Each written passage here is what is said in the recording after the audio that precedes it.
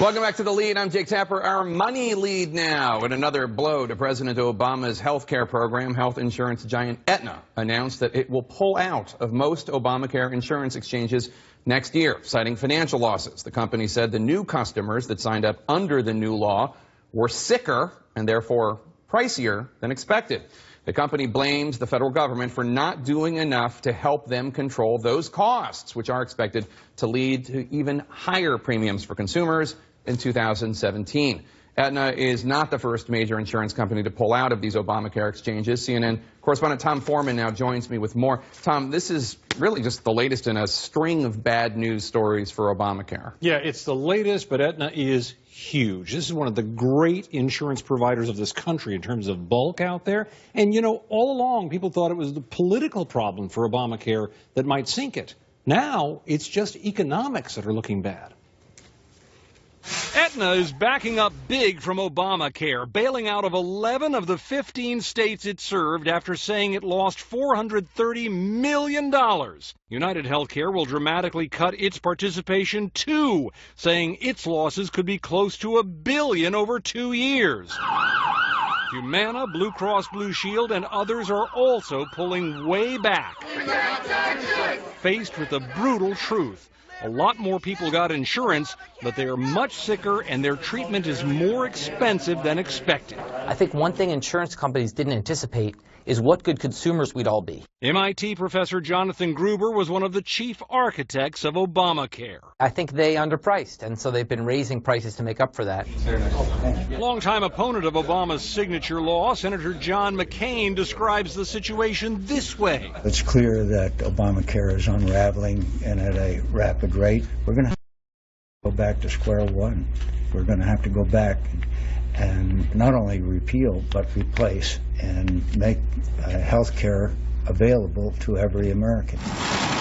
It's a sobering reality check for President Obama, who just a few years ago was bragging about his plan's success. The insurance companies are saying these marketplaces, this law will work.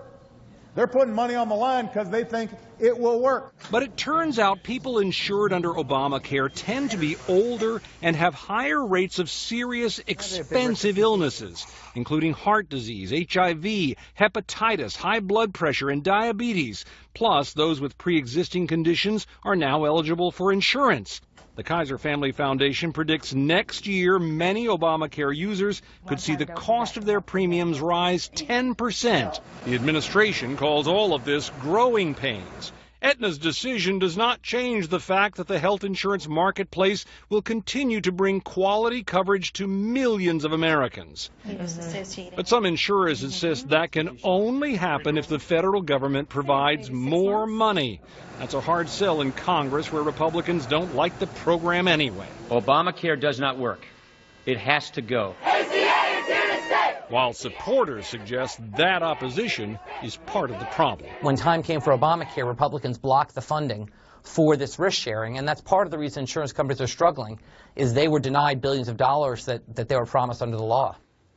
Well, you can just guess how this is resonating out on the campaign trail. Look at what Donald Trump has said about all this latest news about what's happening here. He has said basically that this is another sign that this is all falling apart in the Obamacare plan, that it can't pay for itself. Millions of Americans have lost their health coverage under this disastrous policy, he says, eliminating their ability to choose their doctors. The bureaucratic mess is costing Americans more every day. Jake? And Tom, this idea that Obamacare doesn't do nearly enough to control health care costs, this was a criticism I remember hearing when it passed, and the truth is, the most controversial parts of any health care proposal are the ones about imposing any sort of cost control. And the real promise of it was that somehow costs would come down for everyone. So even the opposition would say, well, we won't have to pay more. Whatever cost reductions or slowdowns in increases we've seen in recent years, studies have basically said that's the market at work. It doesn't seem to be tracing to Obamacare and its provisions. So this is a program that is struggling right now. All right, Tom.